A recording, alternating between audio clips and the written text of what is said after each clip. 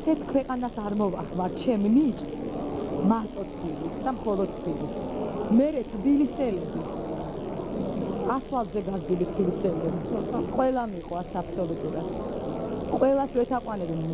მე ღმერთმა მომცა დიდი ბედნიერება. შეიძლება არაფერი არ მქონდეს ცხოვრებაში, მაგრამ ერთი რამე მაქვს, რომ ვარ თბილისელი და თბილისელებისთვის